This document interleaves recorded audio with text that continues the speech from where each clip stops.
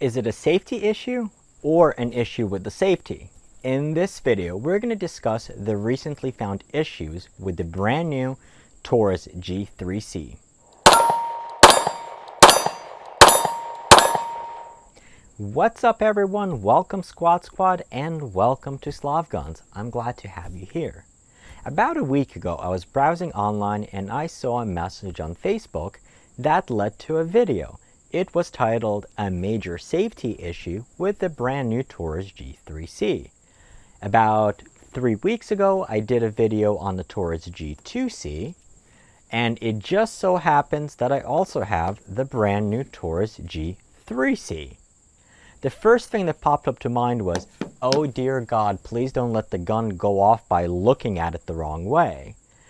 As it turns out, I felt gypped. The video, I believe, was total clickbait.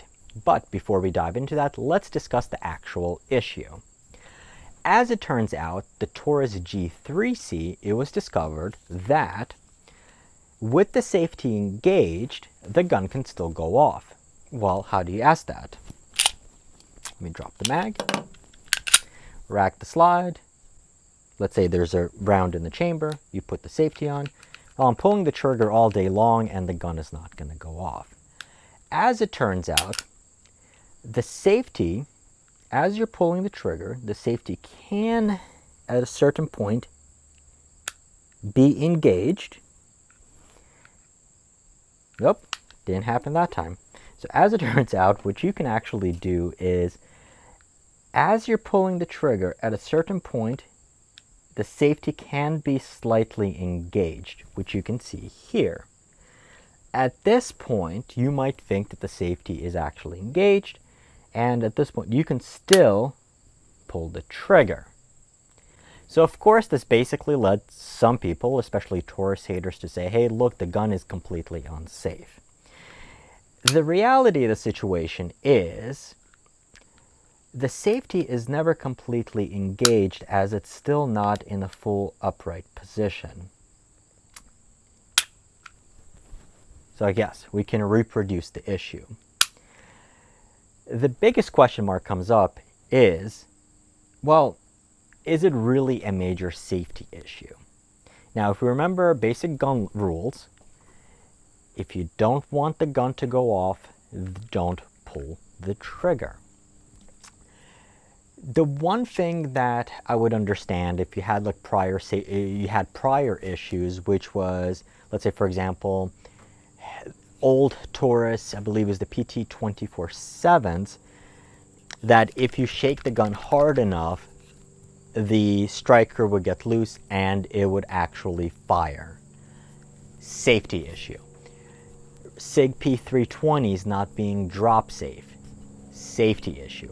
In all of those cases, the gun would be in a position where you would expect it to not go off, and then something happens and it does go off. This, I believe, might be an issue with the safety, but it certainly is not, in any sane world, in my opinion, a safety issue with the gun. Because at what point would any sane gun owner would start pulling the trigger and at a certain point decide, you know what, I don't want to fire it. And their first instinct not being, hey dummy, let go of the trigger, but would be, hey, let me hold the trigger in the precise spot and try to engage the safety. Okay? Now, even at this point, the mindset would have to be, okay, well, now the safety's on, but you know what though, I'm going to try fire it anyway.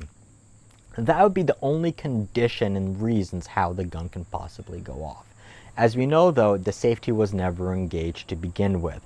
It looks like it was just an issue that it is possible that as you're pulling the trigger and the trigger is right beyond the wall, not even at the wall, but beyond the wall when it's about to break, you can engage the lever. As you saw though with the G3C, in a lot of the cases, it just tries to decock the trigger. And this led basically to the other thought. Does this actually happen, and can you reproduce it with the Taurus G2C which I also happen to have and I've done a number of videos on, both with the 40 and 9mm. As it turns out, with this one, it's much easier to reproduce. So you can see the gun is charged, we're at the wall, and I can engage the safety without too many issues. And yes, at this point, it does go off. And it's very, very easy to reproduce it on here.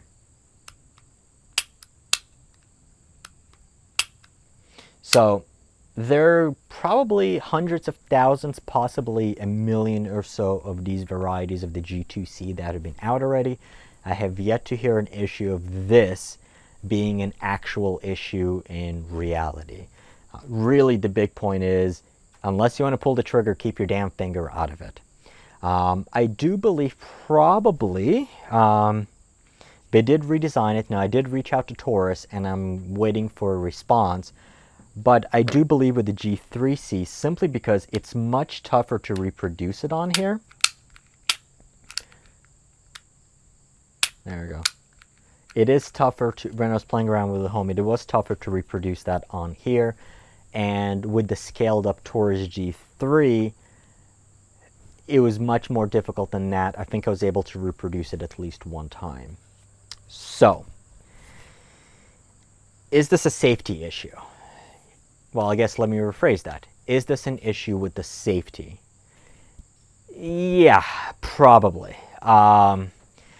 For the sole reason that in today's society, I do believe gun manufacturers should design a gun for the lowest common denominator. Unfortunately, to have an issue with this, you have to be really, really, really, really low.